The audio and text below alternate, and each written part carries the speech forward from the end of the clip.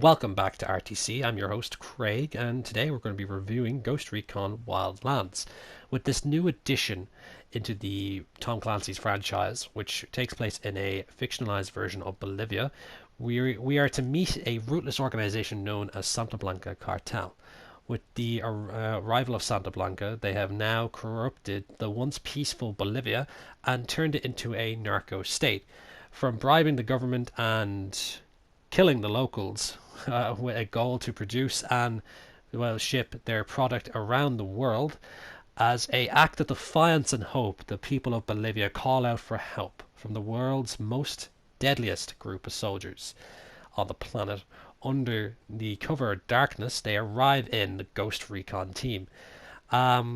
With one single mission at mind is to dismantle and destroy the Santa Blanca cartel by any means necessary. Since we're behind enemy lines without any backup, we're going to be very careful doing this and use a wide range of tactics and strategy in Wildlands. And well, this game is basically about two things. It's about choice and information. When you start up the game, you're pretty much swung into the idea that you have to look for someone and then have to find out information. That's basically the tutorial of this game. When you're brought into it, you have to use information. You have to get help from the locals, and then you proceed with doing your mission, because you're not just going to go in guns blazing without any idea of what you're actually supposed to do. So the overall idea for this is it's a game based around your tactics and what you do as a group or a team. So each team member can pull up a different role, because you are basically playing as a spec ops group. Now, with that in mind, it does sound very interesting, but I will tell you right now, before the official review starts up anyway, the idea of this being a Ghost Recon game, like you're hoping for kind of like the old ones, it's not so. Anyway, we're going to talk more in depth about the game and stuff like that now in 1 second. Hey guys, I hope you enjoyed that little snazzy introduction I did. That was my best take, so we're going to have to live with that. But anyway, so as I said at the end of the first part of the video there, which I talked about, it's if you're expecting this or anticipating this to be like a Ghost Recon game, you might be a bit disappointed because, well, regarding Ghost Recon, originally it used to be a first-person shooter, then it went over the shoulder, but now with this one, it's now an open world kind of RPG version of it. So, with this, as I talked about the story in the first half, the Santa Blanca cartel have now turned the once peaceful country of Bolivia into a narco state, which is very unfortunate for the people there. So with that, we're now, as us being the team members of the Ghost Recon team, have now been sent in to dismantle the narcos organization, which is, Santa Blanca. So, anyway, I kind of really want to give Ubisoft a big, yes, that props for this map, really. Starting with this, I've noticed in PS4 it looks quite well. The drawback distance is not too bad. The rendering is not actually as bad as I thought it would be. I also thought the map was going to be a giant barren wasteland, but what unique about this map being so huge, it's not so much of a wasteland. Of course, there's parts that are basically empty, but it's not too far along a way till you have a chance to actually see a village that's currently owned by the Santa Blanca crew or whatever like that, because you're not always going to be out of combat, and you're also going to have little side missions as well to keep the map filled, and some of them are recurring ones as well, which is quite nice. But with that, I want to talk about the uniqueness of its terrain. When I first saw Wildlands, I thought it was either just going to be a complete desert with light light light forests or whatnot, but actually no, from snow-covered snow-covered mountains to miniature jungles to salt flats and then to forests and whatnot. It's actually quite a unique taste in it, because when I first started up, the only thing I wore was desert camouflage, because I was in a really desert environment, and then I realized soon after it started to actually get really green and greenery, so wearing a camo suit actually wouldn't have been a half bad idea.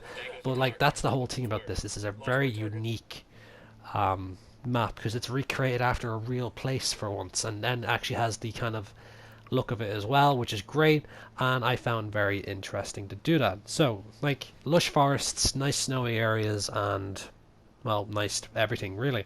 But still, it feels, when you go into different areas, it still feels a bit fresh, is why I'm trying to make that point. So, as I thought as well, you're concerned about it being a giant empty wasteland. That's been disconfirmed, thankfully, anyway.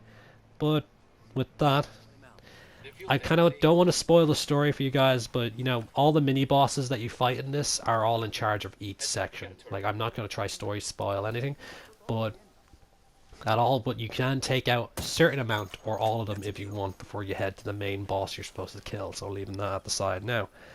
But also, like, this map, like the giant map design and whatnot, and what you can do in it does not end because you have the chance to like kidnap enemy personnel, killing them, assassinating them, and even destroying their precious equipment and stealing as vehicles as well to help the rebels within the country as well. So that's what it's really, really cool about it.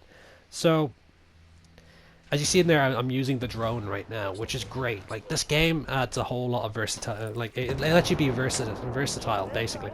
See, I'm using in-game options where it lets me contact the rebels for support and help, and I'm able to destroy some of these vehicles, and then I use my own weaponry as well. Of course, I'm going with the slightly gun blazing kind of tactic, but I'm playing by myself, so it doesn't really matter if I go stealthy or cut like that. This is the perfect way to actually destroy vehicles and make sure I actually get through the mission quite well. And it was a lot of fun to point out. But also I do go through the base and start killing everyone else. But I want to talk about the AI now, which is okay. If it's okay with you guys, I'm going to talk about the AI, which kind of has me a bit disappointed, really, when it comes to your AI on your team and the enemy AI. The enemy AI are pretty much just standing in the open half the time during a battle. Like, if I send some rebels on the one side of the map where I'm trying to infiltrate, they'll go and attack them. And when I'm going in from behind, basically they're standing in the open to be, well, to be waited to be, like, headshot. But no, like, not in cover or anything like that. They're just standing in the open after the rebels have died, and they're just standing there waiting to be shot, which is unfortunate to me because it would build up a hell of a lot more like anticipation to it. But if I want to make it to an immersive playthrough, I'd get rid of my entire HUD and put it on the hardest difficulty, so it actually, you know, gets a hell of a lot tough. It is a tough game in the beginning before you get used to it, so it is quite interesting to play, and I advise a lot of people to try play it. My cons with that with the AI are how like stupid they are, basically. Not all the AI is bad. A lot of like the team AI is kind of bad because you're very limited options with them. It kind of makes it a bit, you know, when you go into a Ghosts game or something like that, you're a group of elite warfighters basically, but you can't command your troops to either breach and clear a door and clear a room as you would in different games. And I think either or previous Ghost Recon games have done that as well, which is unfortunate. But that's really my only really gripes with this game. There are somewhat a drawbacks issues, like just rendering issues, tiny ones, but the map itself fills in for that. But overall, basically my only drawback with this is actually the AI characters and the basically the gangster characters, well, the Santa Blanca AI as well, which is kind of like a bit, what's the word, a bit meh.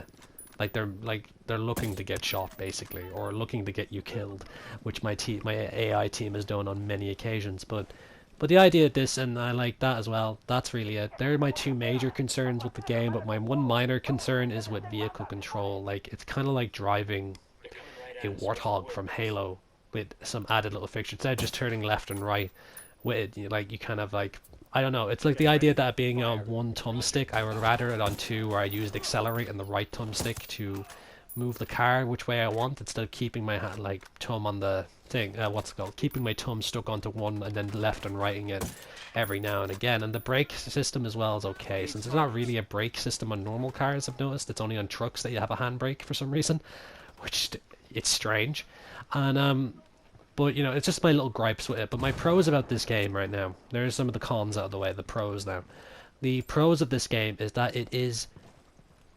you have freedom of choice in this game. If you play it online with your friends, you have the choice to how to go in, how to do it, how to get the intel, and how to kill the target, which leaves you the chance to actually experiment with tactics and strategy with your team, and take out whatever group or VIP personnel you're supposed to kill and dismantle the organization within, which you're literally doing, which is amazing.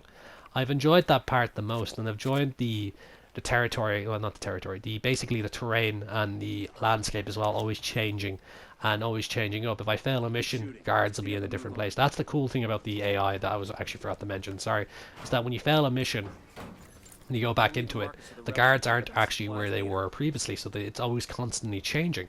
Like at one point I had all the guards where I wanted them, and then I got caught and failed the mission, and when I went back they were all eating lunch and there was only one guy near the front gate and like a few others are spotted around the area in like blank spots of the kitchen and canteen, which was perfect for a stealth fighting game, and always the recon as well. I say going in the night time is good, but that's when the guards are most easy and rested, so you'll be able to actually just sneak in or go guns blazing or catch them off guard. But overall with this, if I have to say right now, if you wanted to buy this game now, you could. I will say that now. Like, if you have a group of friends that are buying it as well at the same time, that's the best part there. If you're buying it by yourself, I wouldn't say wait for a sale, but I will wait to a small drop in price, because I feel like this game was being like put forward as a team co-op game, but as a single player game as well. If you don't like playing online, well, against it with other people, I'd say buy it straight away if you want, if you're a real big fan of the Ghost Recon series and want to try a new addition to the franchise. But anyway, that's pretty much it, guys. I hope you enjoyed the review. If you want to check out my other videos, which are popping up on the screen by now, click one, have a look, and leave a comment. If you're new to the channel, like and subscribe. So anyway, guys, see ya, have a good one.